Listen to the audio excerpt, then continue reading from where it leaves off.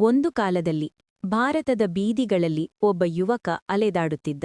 ಅವನ ಹೆಸರು ನರೇಂದ್ರ. ಅವನ ಬಳಿ ಹಣ ಇರಲಿಲ್ಲ, ಆದರೆ ಅವನ ಹೃದಯದಲ್ಲಿ ಪ್ರಶ್ನೆಗಳ ಜ್ವಾಲೆ ಹೊತ್ತಿಕೊಂಡಿತ್ತು. ದೇವರು ನಿಜವಾಗಿಯೇ ಇದ್ದಾನಾ? ಜೀವನದ ಅರ್ಥ ಏನು? ಯಾಕೆ ಜನರು ಇಷ್ಟು ದುಃಖ ಅನುಭವಿಸುತ್ತಾರೆ? ಅವನು ಎಲ್ಲರನ್ನೂ ಕೇಳುತ್ತಿದ್ದ, ಆದರೆ ಉತ್ತರ ಸಿಗಲಿಲ್ಲ.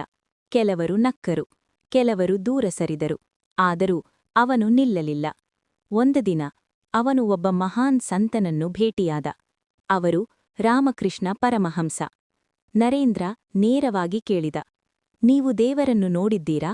ಅವರು ಸ್ವಲ್ಪವೂ ಹಿಂಜರಿಯದೆ ಹೇಳಿದರು, ಹೌದು, ನಾನು ದೇವರನ್ನು ನಿನ್ನನ್ನು ನೋಡುತ್ತಿರುವುದಕ್ಕಿಂತ ಸ್ಪಷ್ಟವಾಗಿ ನೋಡುತ್ತೇನೆ. ಆ ಒಂದು ಮಾತು ನರೇಂದ್ರನ ಜೀವನವನ್ನು ಸಂಪೂರ್ಣವಾಗಿ ಬದಲಾಯಿಸಿತು. ಆದರೆ ಜೀವನ ಸುಲಭವಾಗಿರಲಿಲ್ಲ. ತಂದೆ ನಿಧನರಾದರು. ಮನೆಯಲ್ಲಿ ಬಡತನ ಆವರಿಸಿತು. ಒಂದು ದಿನ ಆಹಾರಕ್ಕೂ ಹಣ ಇರಲಿಲ್ಲ. ಅವನು ಕೆಲಸ ಹುಡುಕುತ್ತಾ ಅಲೆದಾಡಿದ. ಯಾರೂ ಸಹಾಯ ಮಾಡಲಿಲ್ಲ. ಅವನ ಮನಸ್ಸು ಒಡೆದು ಹೋಯಿತು. ಆ ಸಮಯದಲ್ಲಿ ಅವನು ತನ್ನ ಗುರುಗಳ ಬಳಿ ಹೋದ. ಅವರು ಹೇಳಿದರು, ಕಾಳಿಗೆ ಹೋಗಿ ನಿನ್ನ ಸಮಸ್ಯೆ ಕೇಳು.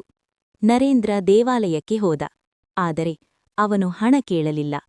ಅವನು ಕೇಳಿದ್ದು ಏನು ಗೊತ್ತಾ? ಜ್ಞಾನ ಕೊಡು, ಭಕ್ತಿ ಕೊಡು, ಶಕ್ತಿ ಕೊಡು. ಅವನು 3 ಬಾರಿ ಹೋದರೂ ಒಮ್ಮೆ ಕೂಡ ಹಣ ಕೇಳಲಿಲ್ಲ. ಆ ದಿನ ಅವನಿಗೆ ಅರಿವಾಯಿತು, ನಿಜವಾದ ಸಂಪತ್ತು ಹಣ ಅಲ್ಲ, ಒಳಗಿನ ಶಕ್ತಿ. ವರ್ಷಗಳ ನಂತರ ಅದೇ ನರೇಂದ್ರ ಜಗತ್ತಿನ ವೇದಿಕೆಯಲ್ಲಿ ನಿಂತು ಅಮೆರಿಕಾದಲ್ಲಿ parliament of the world's religions 1893ನಲ್ಲಿ sisters and brothers of America ಎಂದು ಪ್ರಾರಂಭಿಸಿದಾಗ ಪೂರ್ಣ ವಿಶ್ವ ನಿಂತು ಕರತಾಡಿಸಿತು.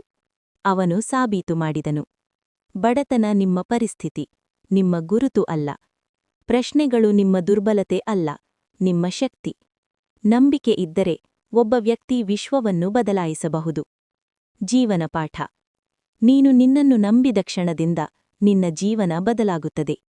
ಎದ್ದೇಳು, ಜಾಗೃತವಾಗು, ಗುರಿ ಸಾಧಿಸುವ ತನಕ ನಿಲ್ಲಬೇಡ. ನೀನು ಇಂದು ಯಾವ ಸ್ಥಿತಿಯಲ್ಲಿದ್ದರೂ ಗಮನದಲ್ಲಿಡಿ. ಒಂದು ದಿನ ನಿಮ್ಮ ಕಥೆಯು ಇನ್ನೊಬ್ಬರಿಗೆ ಪ್ರೇರಣೆಯಾಗಬಹುದು.